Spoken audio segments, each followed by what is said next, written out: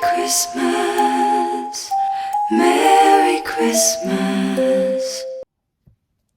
Всем салам. Бүгін, по моим расчетам, 9-й день ДПО, день после овуляции. Я с сегодняшнего дня начала делать тест. Хорошо, что не дали. Короче, бүгін башта тест қылайын деп шештім. Майя там спят. Я только что делала тесты. У меня только видео какой-то тест был. Да, тест қылған екен. И еще третий чек деген тест заказ қылдым. Ну, самый этот. Да, көп штук заказ қыла тұрған тесттен только леди чек бар екен. Валберсен заказ қылдым. Цену потом напишу. Қанша екенін. Извините, что всякий сөйлеп жатқан болсам. Вообще, это бұл жерде задержканың бірінші күнінен бастап көрсетіп деп жазылып тұрады. И бұл жерде тоже. Сейчас, мен уже қылдым тест. Сейчас посмотрим. Там обе отрицательные. Якутан ешнерсе көргізген жоқ. Якутан ешнерсе көргізбейді. Круто. Зафиксируйся.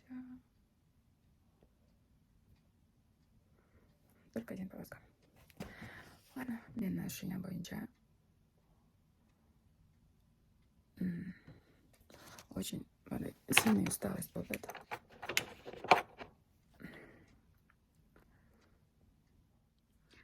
Ощущенияларымды сохранить етіп қояйын деп шештім. Бірінші күн, 2-3 күн после ДПОдан кейін эле у меня было головокружение. Башым айланып, башым айланған. Еще көп тамақ жеп қалдым. Көп тамақ жеп қалдым, еще аппетитім açылып.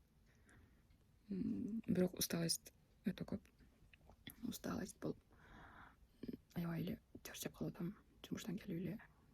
Вчера, например, кете келіп ұятқа где-то саат 5, то есть 6-да келіп, 4-те келіп чай ішіп, анан барып қызымды алып, анан кайра келіп 6-да бираз фильм көріп, сериал көріп жатып, анан тұрам деп ошол бойдон уктап калдым. Эртең 5-те турдум. Азыр ошо 6-да тест кылдым. Тесттер өзү сразу көргөзбөйт, билем. Ошо каждый день буду делать тест до наступления менструации. Надеюсь, этого не будет. Вообще, биринчи кызым уже бешке чыкты. Көп жылдан бери биринчи жолу сактанып жүрүп аракет кылып баштадым. Второй беременность. Көрөбүз.